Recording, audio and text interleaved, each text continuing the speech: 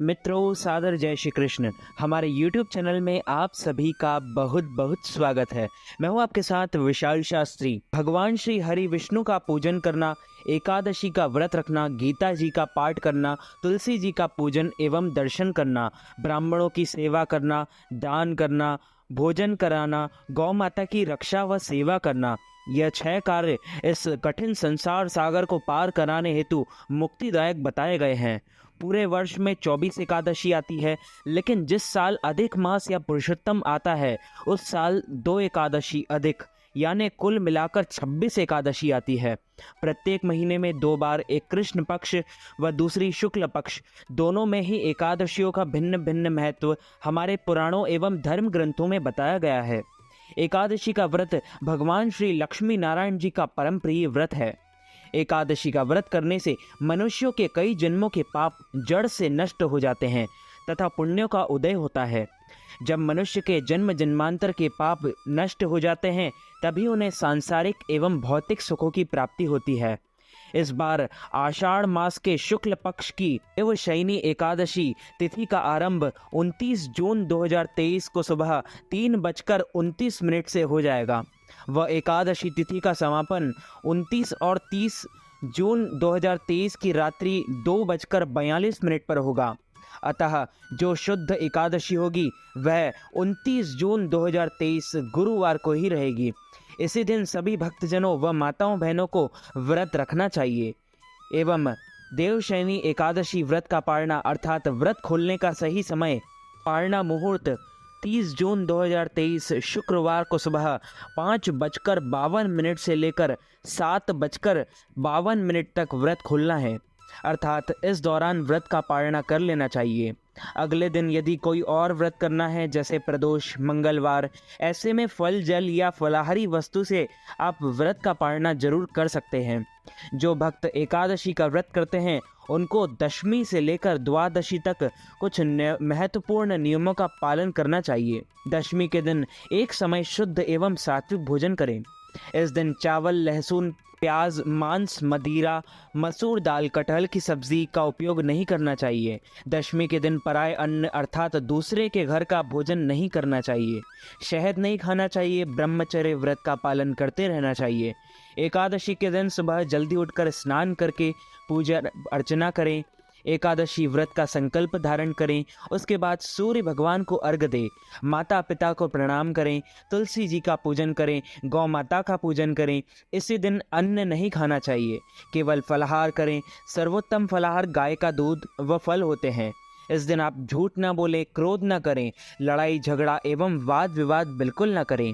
ब्रह्मचर्य व्रत का पालन करना चाहिए। दाढ़ी, कटिंग व शेविंग ना करें। किसी का भी आप अपमान या अनादर ना करें। दिन में ना सोएं, रात्रि जागरण करें। पूजन पाठ करके ब्राह्मण के मुख से ही एकादशी व्रत कथा का श्रवण करें। कथा सुनने के बाद उन्हें दक्षिणा भी प्रदान करें एवं शुभ मुहूर्त में एकादशी के अगले दिन ही व्रत का पालना करें। इस बार देवशयनी एकादशी 29 जून 2023 गुरुवार को।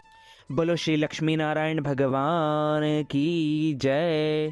श्री वृंदावन बिहारी लाल की जय। श्री गिरिराज धरण की जय। श्री बालकृष्ण लाल की जय। श्री श्याम सुंदर यमुने महारानी की जय। जगत गुरु श्री वल्लभाधीश की जय। श्री गोसाई जी परम दयाल की जय। श्री गुरुदेव की जय। लाडले लाल की जय। आज के आनंद की जय। धर्मराज युधिष्ठिर ने कहा, हे केशव, आषाढ़ शुक्ल एकादशी का क्या नाम है? इस व्रत के करने की विधि क्या है और किस देवता का पूजन किया जाता है? श्री कृष्ण कहने लगे कि हे युधिष्ठिर, जिस कथा को ब्रह्मा जी ने नारद जी से कहा था वही मैं तुमसे कहता हूँ। एक समय नारद जी ने ब्रह्मा जी से यही प्रश्न किया था। तब ब्रह्मा जी ने उत्तर दिया कि हे नारद, तुमने कलियुगी जीवों के उद्धार के लिए बहुत उत्तम प्रश्न किया है, क्योंकि देवशयनी एकादशी का व्रत सब व्रतों में उत्तम है। इस व्रत से समस्त पाप नष्ट हो जाते हैं और मनुष्य इस व्रत को नहीं करते वे नरकगामी होते हैं। इस व्रत के करने से भगवान विष्णु प्रसन्न होते हैं। इस एकादशी का नाम देवशयनी एकादशी है। अब मैं तुमसे एक पौराणिक कथा कहता हूँ, तुम मन लगाकर सुनो। सूर्यवंश में मानधाता नाम का एक चक्रवर्ती राजा हुआ था, जो सत्यवादी और महान प्रतापी था। वह अपनी प्रजा का पुत्र की भांति पालन किया करता था। उसकी सारी प्रजा धन धान्य से भरपूर और सुखी थी। उसके राज्य में कभी अकाल नहीं पड़ता था। एक समय उस राजा के राज्य में 3 वर्ष तक वर्षा नहीं हुई और अकाल पड़ गया। प्रजा अन्न की कमी के कारण अत्यंत दुखी हो गई। अन्न के ना होते से राज्य में यज्ञादि भी बंद हो गए। एक दिन प्रजा राजा के पास जाकर कहने लगी कि हे राजा, सारी प्रजा त्राही त्राही पुकार रही है, क्योंकि समस्त विश्व की सृष्टि का कारण वर्षा है। वर्षा के अभाव से अकाल पड़ गया है और अकाल से प्रजा मर रही है। इसलिए हे राजन, कोई ऐसा उपाय बताओ जिससे प्रजा का कष्ट दूर हो। राजा मानधाता कहने लगे कि आप लोग ठीक कह रहे हो। वर्षा से ही अन्न उत्पन्न होता है और आप लोग वर्षा ना होने से अत्यंत दुखी हो गए हैं। मैं आप लोगों के दुखों का समझता हूँ। ऐसा कहकर राजा कुछ सेना साथ लेकर वन की तरफ चल दिया। वह अनेक ऋषियों के आश्रम में भ्रमण करता हुआ अंत में ब्रह्मा जी के पुत्र अंगिरा ऋषि के आश्रम में पहुंचा। वहां राजा ने घोड़े से उतरकर अंगिरा ऋषि को प्रणाम किया। मुनि ने राजा को आशीर्वाद देकर कुशल क्षेम के पश्चात उनसे आश्रम में आने का कारण पूछा। राजा ने हाथ जोड़कर विनीत भाव से कहा कि हे भगवान, सब प्रकार के धर्म पालन करने पर भी मेरे राज्य में अकाल पड़ गया है। इससे प्रजा अत्यंत दुखी है। राजा के पापों के प्रभाव से ही प्रजा को कष्ट होता है, ऐसा शास्त्रों में कहा है। जब मैं धर्मानुसार राज्य करता हूँ तो मेरे राज्य में अकाल कैसे पड़ गया, इसके कारण का पता मुझको अभी तक नहीं चल सका। अब मैं आपके पास इसी संदेह को निवृत्त कराने के लिए आया हूँ। कृपा करके मेरे इस संदेह को दूर कीजिए, साथ ही प्रजा के कष्ट को दूर करने का कोई उपाय बताइए।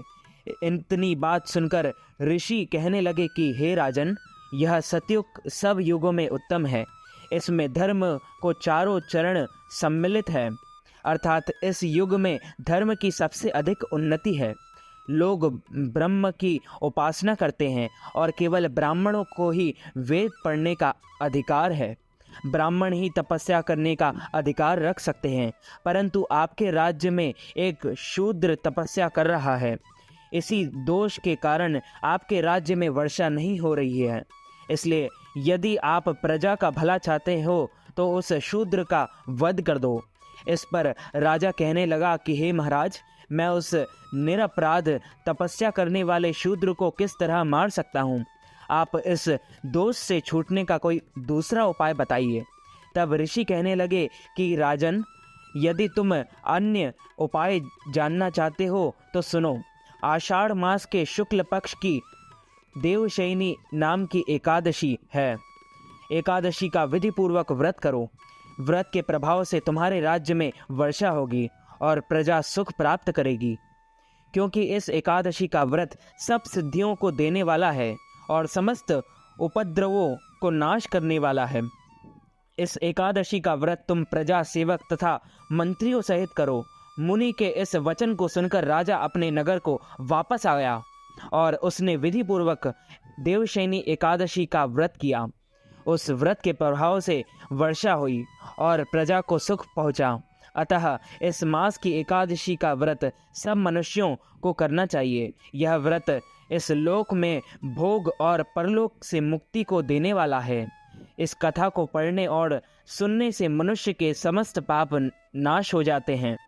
अच्युतं केशवं राम नारायणं कृष्ण दामोदरं वासुदेवं हरि श्रीधरं माधवं गोपिका वल्लभं श्री जानकी नायकं श्री रामचंद्रं भजे जानकी मनोहरं सर्वलोकनायकं श्री शंकरादिसेवितं पुण्य नाम कीर्तनं श्री राम राम राम राम राम नामतायकं रामकृष्ण वासुदेव भक्ति मुक्तिदायकं राम कृष्ण वासुदेव भक्ति मुक्तिदायकम।